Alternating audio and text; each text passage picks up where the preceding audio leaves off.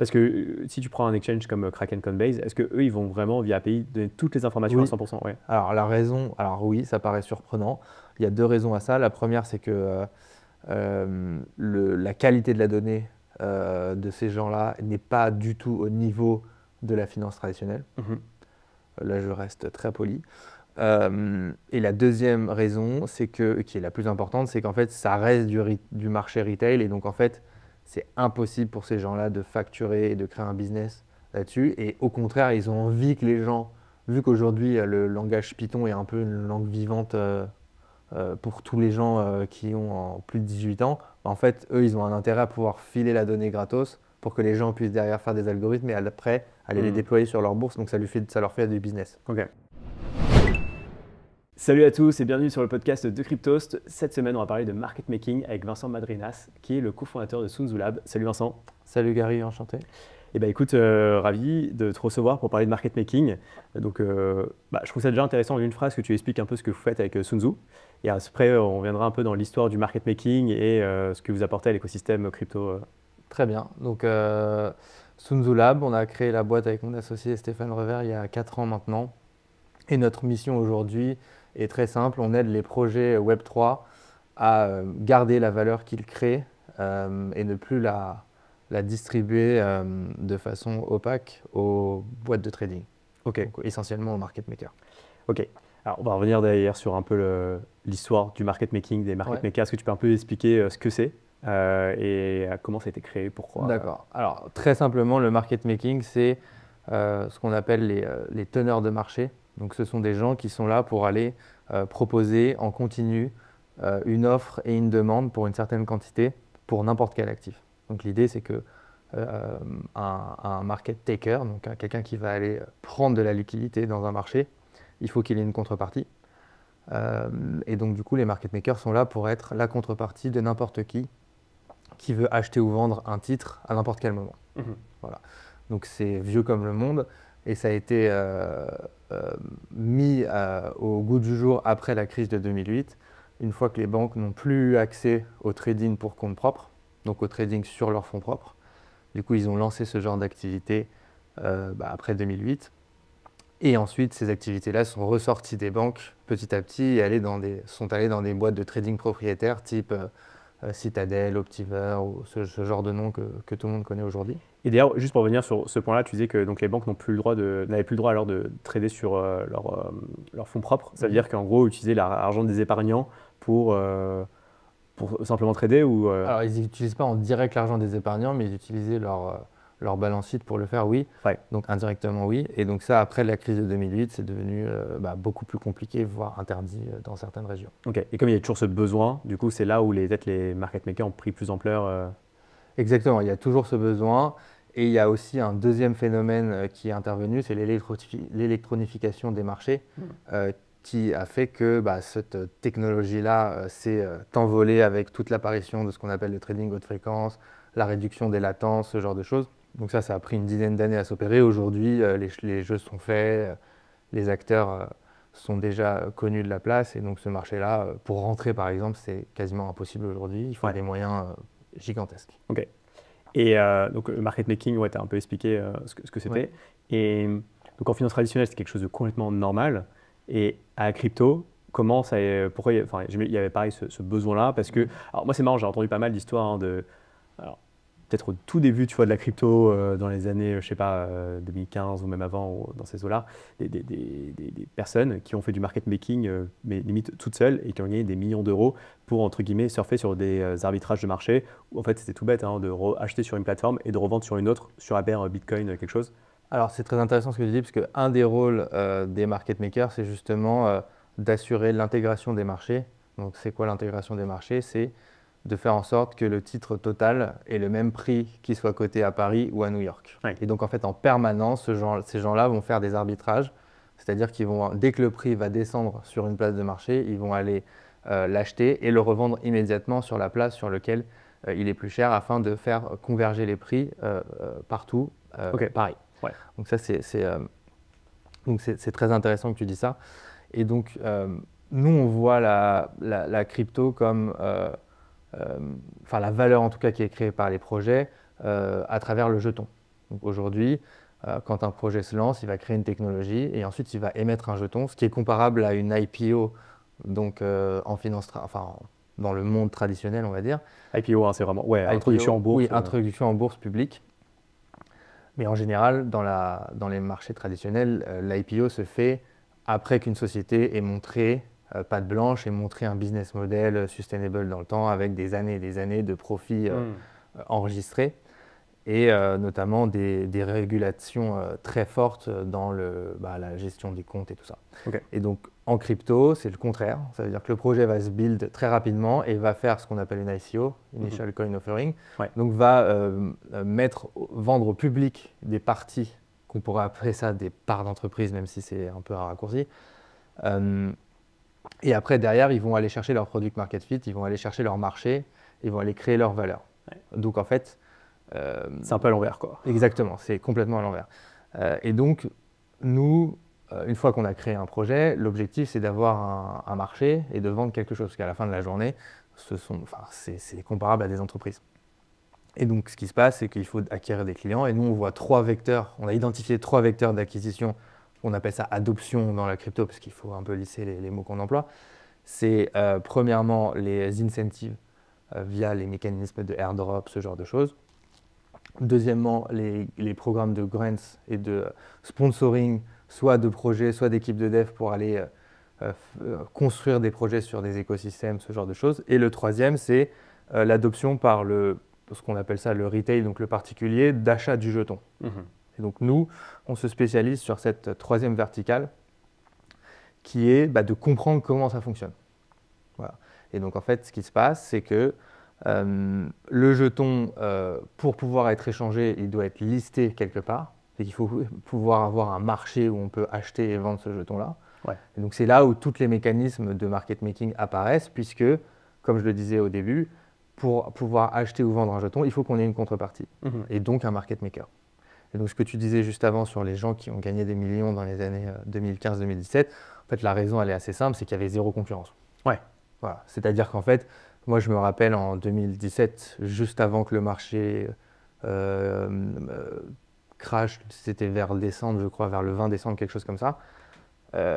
Les sites qui agrégeaient les prix étaient tous down. Et il y avait des arbitrages de 5-6% entre Kraken et Bitstamp. Complètement. Donc en fait, là-dessus, effectivement, il y a moyen de gagner beaucoup, beaucoup d'argent. Et c'est marrant parce que d'ailleurs, même actuellement, pendant les périodes de haute volatilité, il y a pas des écarts aussi importants, mais ça arrive encore qu'il y ait des écarts quand même. Tout à fait. Après, ces écarts-là, parfois, ils sont dus à d'autres types de risques, notamment des risques de contrepartie, des échanges. Donc on l'a vu avec la chute d'FTX. On sait que maintenant, en fait, un échange peut faire faillite et peut overnight, littéralement.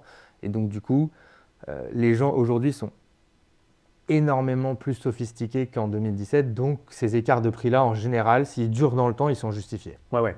Non, je veux dire, en général, c'est plutôt sur des très faibles échelles de temps. C'est sur quelques minutes. Donc le marché est quand même relativement bien intégré aujourd'hui. Ouais. Et c'est intéressant ce que tu disais, c'est qu'aujourd'hui, finalement, quand tu as un projet crypto, donc tu as 3 leviers d'acquisition. Donc tu vas avoir la partie airdrop, la partie programme de récompense et donc la partie tout l'écosystème lié autour de ton jeton. Donc ça comprend aussi, pour que les gens le sachent aussi, c'est qu'un jeton pour être listé sur les plateformes d'échange de type Binance, Kraken, Coinbase, etc. En général va payer pour ce listing-là et qu'il y a quand même des milestones, on va dire, à réaliser. Par exemple, un certain volume, un certain classement CoinMarketCap, un certain market cap. Alors nous, en fait, on voit l'échange comme un service provider. Donc l'échange, en fait, il est là pour pouvoir proposer un service de listing du jeton, c'est-à-dire d'offrir, comme Amazon, en fait, une place de marché où les gens vont pouvoir se rencontrer pour pouvoir transacter sur le jeton. Donc l'échange, lui, son business model, c'est d'être rémunéré sur la transaction. Donc en fait, son intérêt, c'est de faire en sorte que les gens puissent acheter et vendre le jeton. Okay. Donc, il y a des due diligence évidemment qui sont faites par les bourses et une des choses qu'ils ont assez vite compris, c'est qu'il fallait qu'il y ait de la liquidité pour que les gens puissent acheter et vendre et deuxièmement du volume. Donc, la liquidité, elle se règle en faisant appel à des market makers, mais on pourra en parler un peu plus tard. Et le volume, en fait, il y a deux mondes. Il y a un monde dans lequel il y a un volume organique parce que le projet a un vrai marché, a une vraie demande et donc du coup les gens veulent vraiment l'acheter et le vendre. Et ensuite il y a un deuxième monde dans lequel c'est plus difficile. Et c'est un peu le problème de l'œuf et de la poule, c'est-à-dire est-ce qu'il faut du volume pour attirer des gens mais nativement, c'est impossible. Et donc, en gros, on arrive sur un sujet où il y a peut-être des market makers. Alors, je pense que c'est intéressant de le préciser aussi, c'est que le market making, peut-être que c'est régulé sur la TradFi, mais sur la partie crypto, ça l'est beaucoup moins. Et donc, il y a quand même pas mal de dérives. Et donc, il y a des acteurs qui proposent du market making, on va dire, où tu peux acheter du volume à des market makers. Alors, tous ne le proposent pas et c'est illégal. En fait, alors, est-ce qu'on peut parler d'illégalité dans un marché non régulé? Non, voilà, c'est pas illégal, mais c'est illégal pas. dans la finance traditionnelle. Dans la finance traditionnelle, le régulateur a pour objectif de protéger l'investisseur final et de rendre le plus transparent possible tous les processus de commission dans des transactions. Okay, donc les sociétés de trading, eux, leur objectif, c'est de rendre tout le plus opaque possible pour que... Voilà, donc c'est un peu le combat entre l'investisseur et le service provider financier, donc une banque, un asset manager ou n'importe quoi. Dans la crypto, il n'y a pas de règles aujourd'hui. Enfin, il va y en avoir de plus en plus évidemment, mais aujourd'hui, il n'y en a pas beaucoup. Et surtout que la différence fondamentale entre la crypto et on va dire les equities ou les actifs traditionnels, c'est que c'est cross-border. C'est-à-dire qu'en fait, il n'y a pas un Bitcoin, c'est pareil à Tokyo et à New York. Donc en fait, si on veut faire une réglementation, il faut faire une réglementation globale, ou alors il faut contraindre les gens à s'installer dans un pays avec un cadre réglementaire donné. Mais aujourd'hui, si quelqu'un veut aller s'installer je sais pas, à Dubaï ou je ne sais où pour aller monter une activité où le cadre réglementaire est plus light, il peut le faire. Ouais. Alors c'est marrant parce que j'ai l'impression qu'au Japon, par exemple, les bitcoins n'ont pas le même prix qu'en reste du monde. Après, c'était une exception aussi. Alors après, il y a des sujets dans des pays asiatiques où la fuite, entre guillemets, la fuite de devises est très compliquée. Et donc en fait, c'est surtout en Corée où il y a des premiums en général sur un certain nombre de titres parce qu'en fait, sortir le Korean Won, c'est impossible du pays. Donc en fait, c'est pour ça qu'il y a ces arbitrages naturels qui existent. Mais pardon, la petite digression en fait, là-dessus.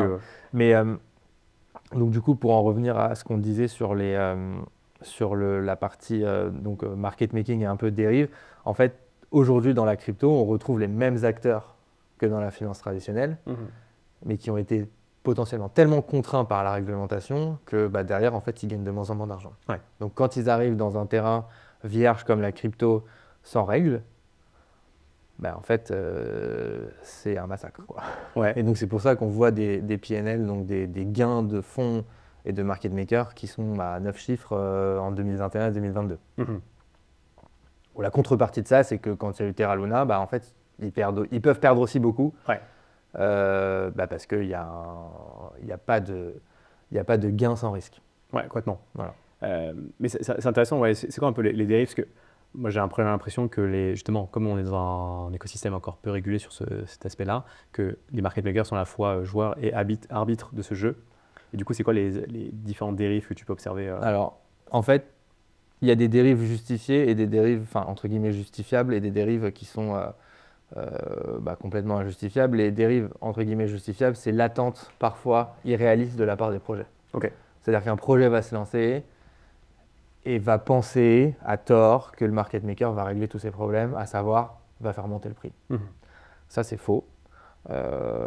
Parce qu'en fait, le market maker, il est juste là pour apporter de la liquidité, mais à un système organique. Donc, s'il y a un écosystème organique de gens qui veulent acheter et vendre, ça fonctionne. Mais s'il n'y en a pas, il ne va pas le créer. Et c'est là où on peut rentrer dans des dérives, où parfois, le projet va se mettre d'accord avec le market maker pour aller faire ce qu'on appelle du wash trading, c'est-à-dire aller s'exécuter face à soi-même. Donc, c'est-à-dire, en fait, moi, je suis un market maker, je vais poster de la liquidité sur la bourse et je vais aller l'exécuter directement moi-même.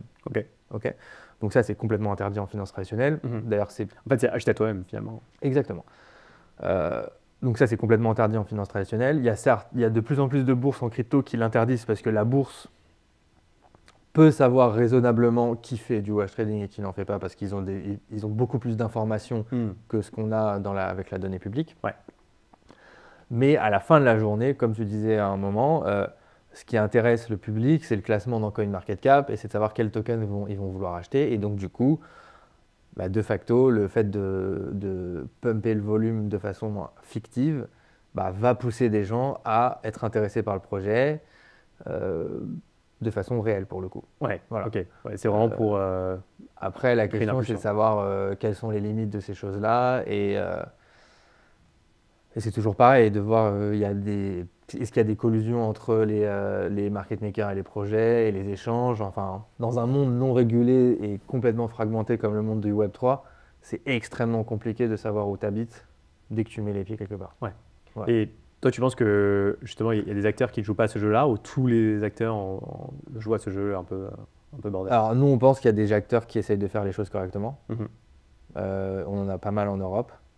Euh, Il y en a aux États-Unis, enfin, il y a des gros acteurs qui sont scrutés par le régulateur américain, Mhm.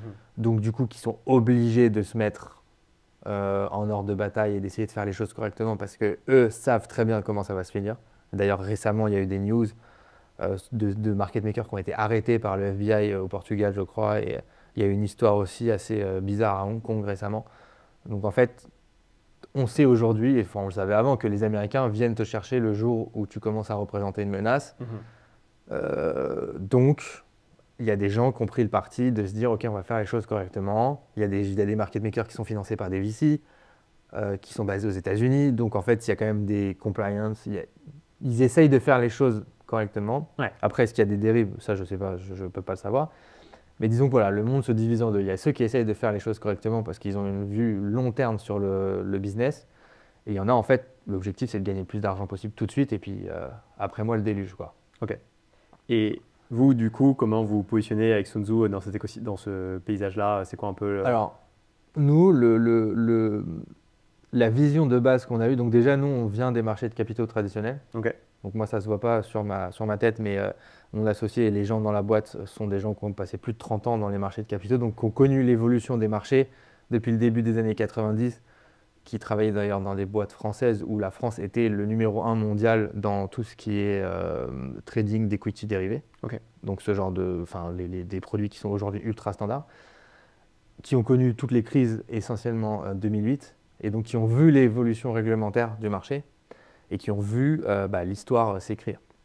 Ok, nous, ce qu'on pense, c'est que il va se passer exactement la même chose dans la crypto, sauf que le time frame va être beaucoup plus court. Ok. Parce qu'en fait, on va pas ce qui s'est passé en 30 ans aujourd'hui, si jamais on sait où ça va. Ah ouais.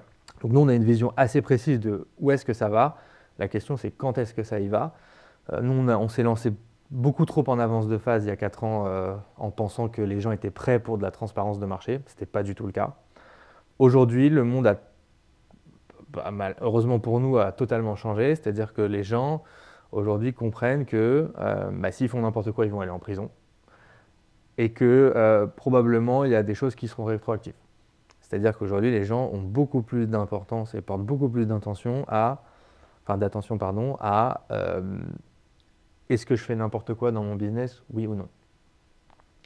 Et donc, on en est venu au point où, d'ailleurs, je l'ai annoncé il y a récemment, là, on peut enfin discloser ça. Donc, Ripple a investi dans Sun Tzu.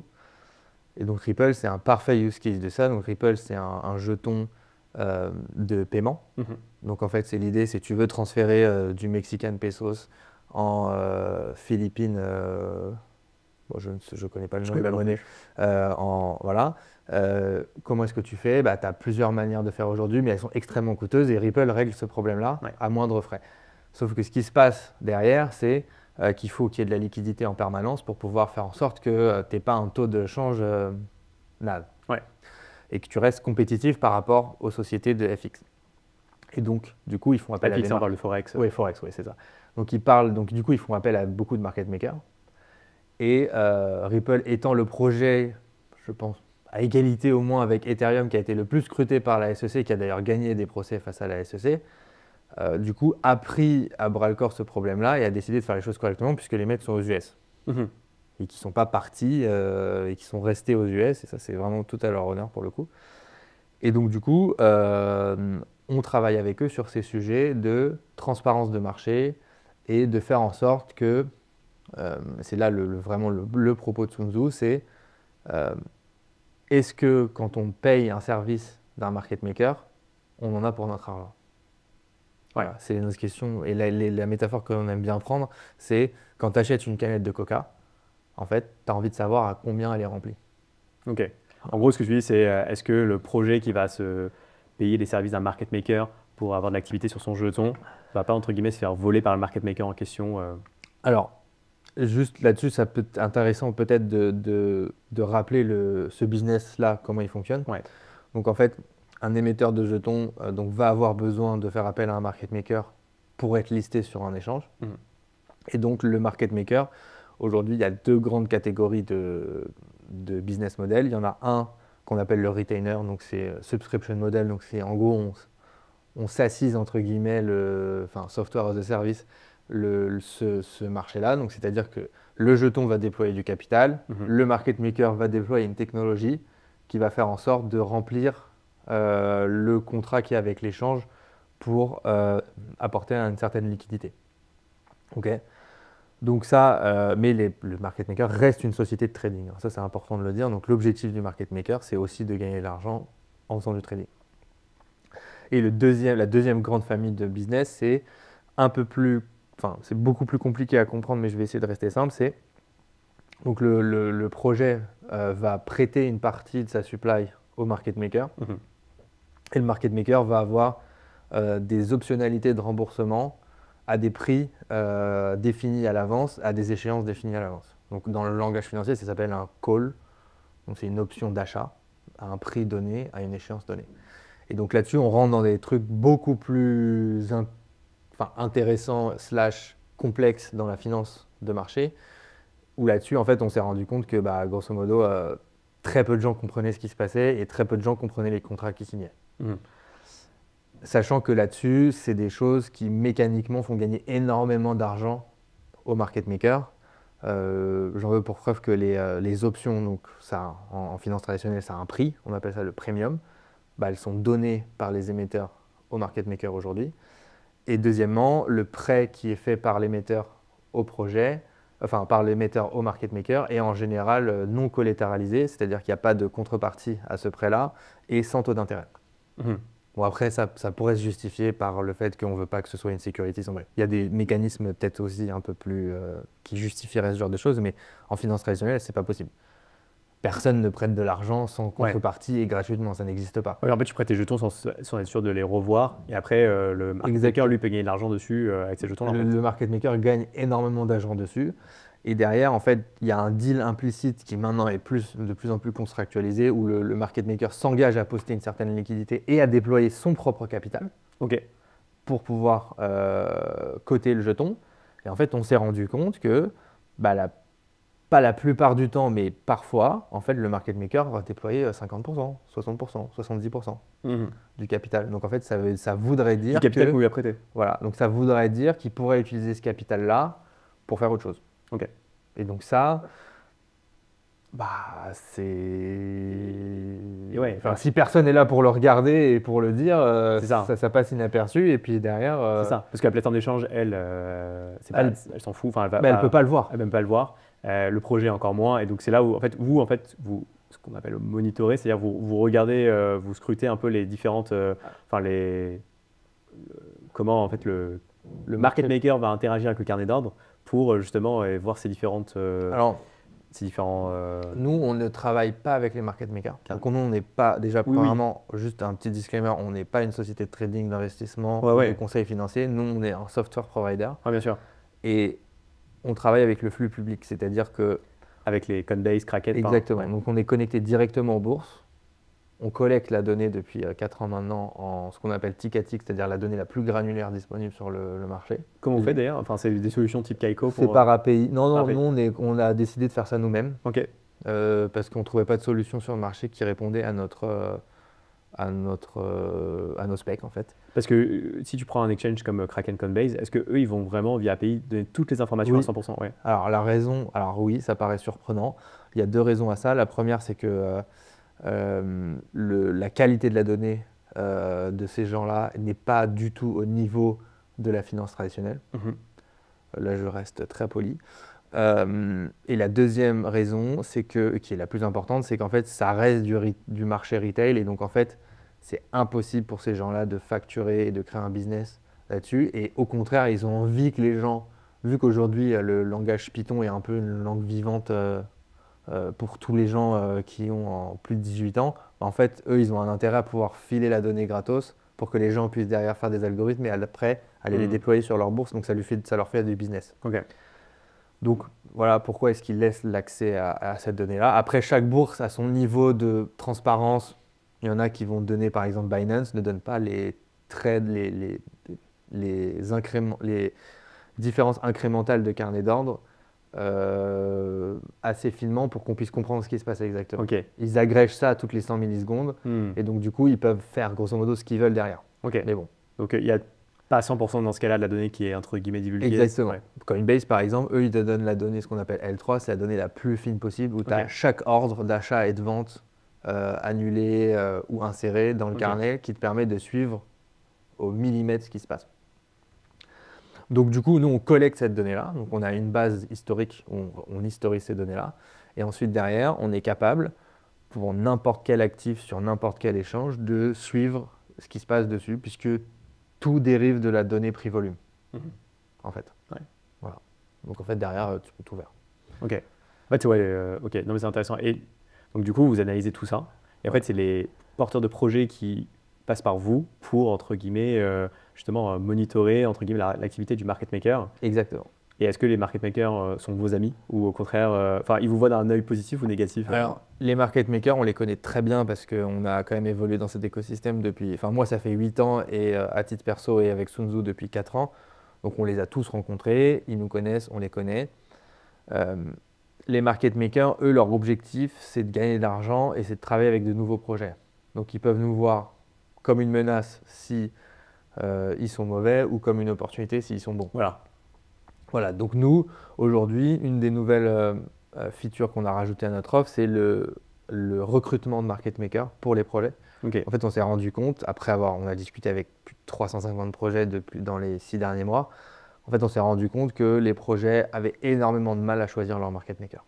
Et en fait, ils nous demandaient à chaque fois, est-ce que tu peux m'en recommander un, oui ou non. Et donc, nous, on recommande personne. Par contre, on veut bien faire headhunter, comme dans le milieu du travail classique, avec un chasseur de tête. Donc nous, on va aller collecter des offres du marché, les présenter dans un tableau avec de la comparaison possible au projet. Et après, le projet est choisi. Et derrière, il a notre solution pour pouvoir être sûr qu'à n'importe quel moment, il puisse savoir si alors KPI en français, c'est les indicateurs de référence sont respectés. Ok. Et ouais, mais c'est marrant parce que donc du coup, c'est un peu comme meilleurtaux.fr, quoi. Tu mets un peu ton cahier des charges et après tu vas recevoir des offres. Et j'imagine que vous allez quand même surveiller les offres proposées. Par exemple, si c'est des market makers que vous savez, entre guillemets, non recommandables, vous n'avez pas. Alors, le truc qui va se passer, c'est que un market maker, quand on va le voir et quand on lui demande une offre, la chose qu'on lui dit, c'est ne te montre pas sur notre écran quand on va. Enfin, en gros, on va te monitorer et si tu veux qu'on revienne te voir, tu as intérêt à pas te montrer sur notre écran. En fait, si tu veux, nous, on vient de lancer cette nouvelle offre il y a quelques mois, donc ça va prendre un peu de temps, mais disons qu'au bout d'un moment, il va y avoir un nettoyage naturel du marché où en fait, on ira voir les gens qui font bien leur taf. Ouais, ça. Donc ça prendra un peu de temps, mais c'est en cours, quoi. Ok. Et donc, du coup, là-dessus, vous gagnez de l'argent, bien sûr. Alors, nous, on a un modèle de business qui est très simple. Ouais, c'est à faire. Non, justement. Non, ah ouais. Alors, justement, pas du tout. Non, je veux dire, sur ces parties, sur des nouvelles features, non, même pas. On a une offre unique pour le projet. Ok. Donc, c'est le projet qui nous paye. En fait, nous, je reviens à ce que je disais au tout début, c'est notre mission, c'est de protéger la valeur créée par les projets. Ok. Donc, c'est le projet qui a un pain point, donc c'est le projet qui paye. Ok. Et il n'y a que le projet qui paye. Ouais. Il y a des gens dans le marché qui font des introductions. Non, pardon, oui, quand je veux dire partir d'affaires, c'est payé par le projet. Ou bien sûr, le market maker ne va pas vous. Voilà, c'est ça. Oui, non, il ne faut pas qu'on ait de relation. Nous, on n'a pas de relation commerciale avec le market maker parce que c'est notre positionnement qui est comme ça et qu'on fait partie des gens qui ont une vision de long terme et qui sont financés par des VC. Ouais. Et donc, du coup, on ne peut pas se permettre de faire des choses. Carrément. Et tu as des exemples peut-être de projets, je sais pas, des exemples de tokens, tu vois, parce que tu disais qu'effectivement, quand tu lances ton token, à la limite, ton token, ça devient un peu ton produit, quoi, parce que c'est trop important. Et tu as des exemples concrets de tokens, tu vois, qui ont bien géré ou à l'inverse, mal géré, on va dire, leur listing? Alors, nous, on démarre cette partie-là à la base, notre produit, il est fait pour les tokens déjà listés, notre source de données vient des bourses. Ouais. Maintenant, on lance là maintenant tout de suite la partie aide pour le TGE, donc tout ce qui est Token Generation Event. Ouais. C'est le lancement, le marché primaire, on va dire, du token. Donc ça, là-dessus, on n'a pas encore de data suffisante pour parler de ces sujets-là. Ouais. Mais c'est un gros sujet, sachant que ce qu'on sait, par rapport aux stats qu'on a vues sur les données qu'on collecte, c'est qu'en fait, la performance du jeton dans les premières semaines est hyper déterminante sur la suite du projet. Ok. Donc en fait, ça veut dire qu'il faut que le projet fasse très attention à ce qu'il fait au début. Ouais. Et donc à choisir... Ouais. J'ai pas de nom en tête par contre. Okay. Non, mais des projets, tu vois, qui avaient de grandes attentes, qui ont mal géré justement ces premières semaines à cause de mauvais market making et qui du coup. Alors, il faut pas me faire dire ce que j'ai pas dit. Les mauvaises attentes, enfin les mauvaises performances peuvent être aussi dues au fait que le projet a pas fait assez de marketing, que le projet a pas assez de communauté, que le projet s'est lancé trop tôt. Enfin, il y a beaucoup de paramètres qui peuvent poser problème. Nous, comme je te dis, on est en train de construire ces statistiques-là maintenant, donc j'ai pas de nom ou de chiffres à donner tout de suite. Ça marche. Et est-ce que vous réfléchissez peut-être à une offre un peu plus globale aussi, tu vois, aider, conseiller un projet carrément sur la tokenomics, parce que c'est hyper important, c'est un peu intégrante de l'économie qui… Alors non, par contre, on fait des partenariats avec des boîtes qui sont complémentaires à nos offres pour pouvoir faire du cross-selling. Ok, ça marche. Et je te propose de complémenter une dernière question que je me posais, tu vois, c'est quoi pour toi un peu l'avenir du market making en crypto? Est-ce que ce serait pas justement un espèce d'order book, donc un calendrier d'ordre, mais on-chain, qui pourrait, je parle pour les plateformes d'échange centralisées, qui pourrait être justement, en fait, c'est peut-être un peu utopique, mais une espèce d'order book, tu vois, qui serait partagé limite par tous les exchanges ou… C'est intéressant parce qu'il y a beaucoup de gens qui parlent de ce genre de choses et qui veulent toujours plus de transparence.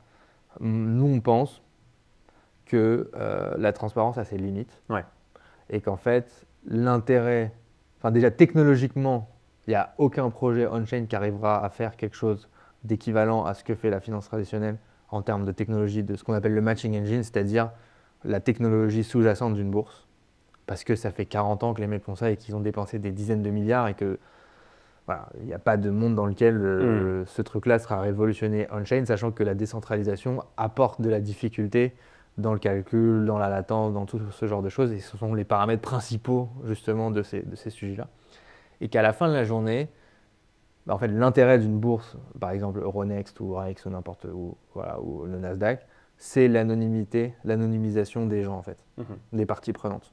Et donc le problème, c'est qu'avec la blockchain et si tu mets tout on-chain, c'est que tu as trop d'informations. Donc après, il y a avec tout ce qui est ZK et tout ce genre de choses, j'imagine qu'il y a des moyens de régler ces problèmes. Après, attention à ne pas réinventer la roue, pas toujours vouloir réinventer la roue. Quand il y a des trucs qui marchent, il faut aussi l'accepter et il faut aussi peut-être essayer d'améliorer des choses qui ne marchent pas. Non, carrément. Bah, c'est vrai, ce que tu dis aussi, c'est que trop de transparence peut avoir cet effet un peu contre-productif. Tu sais qu'en fait, tel acteur a fait tel move et en fait, tout le monde va avoir un comportement. Ça tue le marché, ça. Ouais, voilà.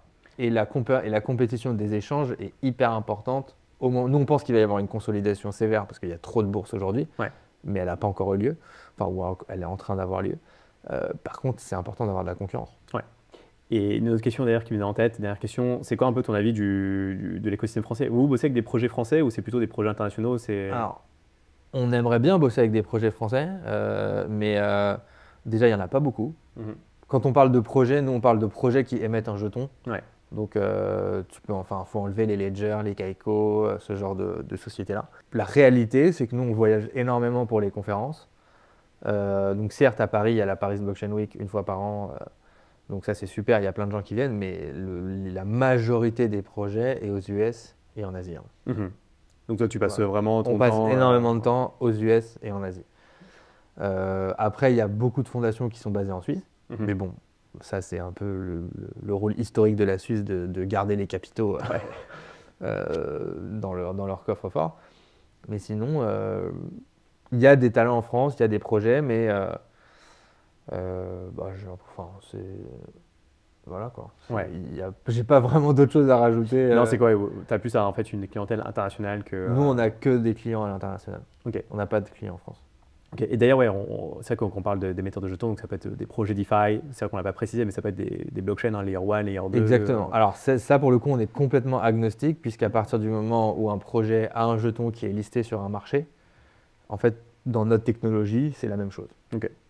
Après, on est en train d'ajouter toute la donnée on-chain en ce moment.